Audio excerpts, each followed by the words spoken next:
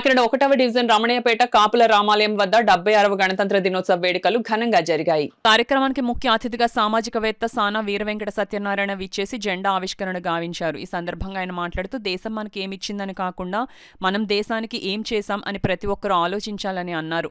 అనంతరం పిల్లలతో దేశభక్తి గీతాలు ఆలపించి మిఠాయిలు పంచారు. ఈ కార్యక్రమంలో సానా వెంకటరాజు, వాసిరెడ్డి శివనాగరాజు, సింహాద్రి రాజబాబు, శివకుమార్, ఇందన రామ్మోహన్ రావు, శ్రీను, వీరరాఘవులు, పేపకాయల సూర్యచంద్రరావు, సుబ్బారావు, రాజు, మహిళలు, పిల్లలు, గ్రామస్తులు పాల్గొన్నారు. అంటే ఈ తరం పిల్లలకి తెలియాలి, ప్రతి ఒక్కరికి తెలియాలి.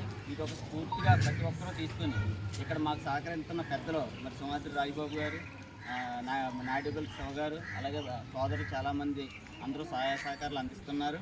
మరి ఈ కార్యక్రమాన్ని ఇంత జయప్రదంగా చేయడానికి మరి ఇక్కడ ఉన్న పిల్లలు కానీ గ్రామ పెద్దలు కానీ ప్రతి ఒక్కరూ సహాయ సహకారాలు అందిస్తున్నారు.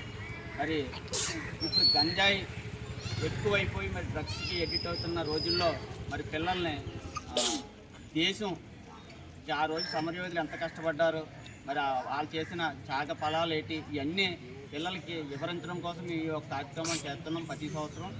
అలాగే దీన్ని బాగా స్ఫూర్తిగా స్కూల్లో కానీ ఎక్కడైనా సరే 10 మంది ఏదైనా మాట్లాడుకుంటూ ఒక మంచి మాట్లాడుకునే స్థాయిలో ప్రతి ఒక్కరూ చేయాలి.